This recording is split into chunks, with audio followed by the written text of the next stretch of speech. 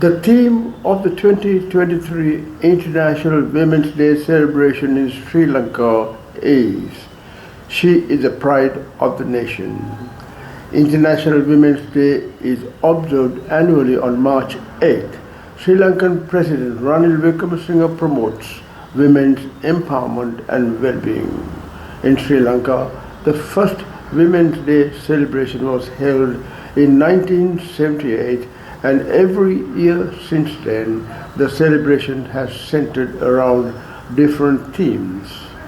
Despite the current social and economic challenges Sri Lanka faces, its women continue to exhibit strength and resilience, earning respect and admiration.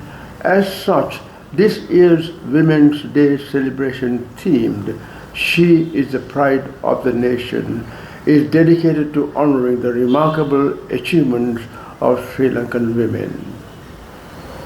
President Wickremesinghe praises three women leaders, including F.M. Sitharaman, for providing much needed assistance to Sri Lanka on International Women's Day.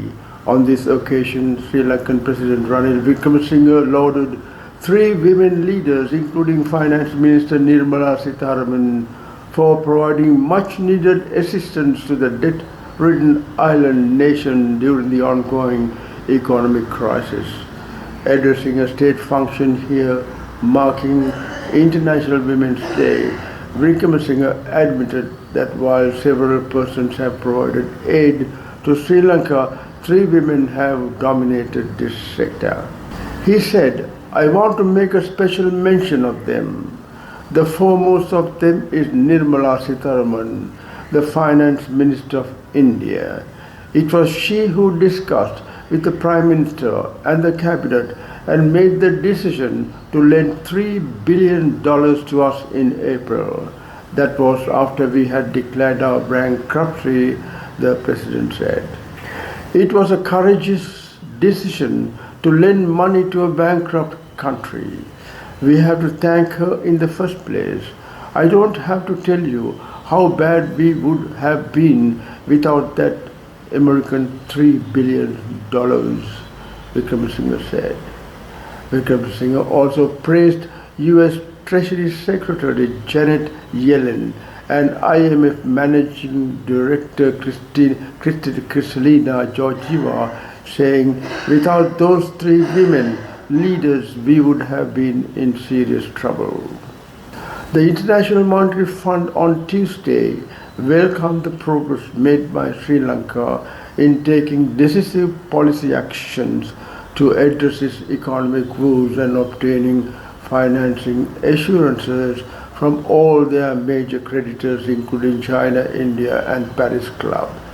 Look forward to presenting Sri Lanka's IMF-supported program to our executive board for approval on March 20th, Georgieva said. Sri Lanka's probable IMF support deal positive for debt negotiations. Fitch Ratings Hong Kong, 10th March 2023. Fitch Ratings believes Sri Lanka is likely to secure financing support from the IMF after the fund's executive board set a date of March 20th to review the USD 2.9 billion staff-level agreement that the country signed with the IMF in September 2022. IMF funding should improve Sri Lanka's external liquidity, but the timing of any debt restructuring agreement with official and private creditors remain uncertain. We view the announcement of a date for the executive board review as an indication that the IMF regards the financing assurances it has received from key official creditors as sufficiently credible to move forward. Sri Lanka's president on 7th March indicated that China had provided its support following earlier assurances from India and Paris Club official creditors. The president also indicated that Sri Lanka had completed all the prior actions required under the IMF program. However, the IMF board will assess this in deciding whether to approve the package. China promises Sri Lanka deal on debt treatment in coming months. Exim Bank of China has told Sri Lanka that it will not seek immediate repayment of debt for 2022 and 2023 and will expedite negotiations on medium and long-term debt treatment to finalize specific in the coming months. This news sets the stage for final approval of the IMF's $2.9 billion four-year bailout for the island nation on March 20th. By the end of 2020, Sri Lanka owed Exim $2.83 billion or 3.5% of its external debt according to IMF data. How much loan has India given to Sri Lanka? India emerged as the top lender to Sri Lanka in 2022, disbursing USD 377 million in loans to the island nation as it grappled with an unprecedented political crisis and economic turmoil, according to the varied research think tank. The credit line is due to expire on March 17th, with Sri Lanka having used only about two-thirds of it, mainly for medicines and food. What is the line of credit given by India? The line of credit, or LOCs, also helps to promote exports of Indian goods and services, as 75% of the value of the contract must be sourced from India. The projects under LOCs are spread over different sectors: agriculture, infrastructure, telecom, railway, transmission, power, renewable energy, etc. Presently, Sri Lanka in talks to extend $1 billion Indian credit line as IMF deal looms. Sri Lanka is negotiating with India to extend $1 billion credit line by a few months, two sources told Reuters, as the island nation tries to line up funds for the rest of the year, while the IMF looks set to approve $2.9 billion loan for its own. Electricity bill increases pushes crisis-weary Sri Lankans to the brink.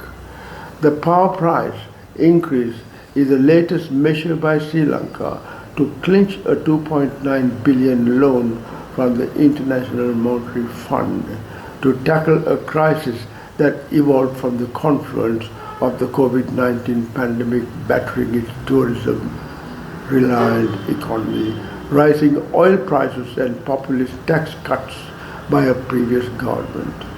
The latest electricity price rise in crisis in Sri Lanka has left small business people in a quandary. The 66% increase means most businesses can't afford to pay for electricity. Still, it can't manage without it, so it goes deeper into debt to keep it on. Over the last month, the inflation hovering to 55% year on year, most small business people income has fallen by about a third as fewer customers purchase the goods. More of them struggle under the island's worst financial crisis in 7 decades. Sri Lanka gains US $170 million from tourism trade in February. Sri Lanka received US $169.9 million from the tourism trade in February, slightly up from US $169.4 million in the same month a year ago. Hello viewers, whatever you hear from various sources, including the media, the country is progressing slowly in spite of the price rises in certain commodities, mainly electricity. Prices of everyday home commodities have come down because of the revaluation of the rupee against the US dollar. Unfortunately, Power and Energy Minister Kanchana Vijayasekara said the country has no choice but to move towards cost-reflective pricing. We know that this is will be hard on the public, especially the poor, said the minister to reporters, adding, we hope that with this step, Sri Lanka will move closer to getting the IMF program. Hope this program gave you a glimpse of the news, what is happening in your motherland. Let me say goodbye until we meet again.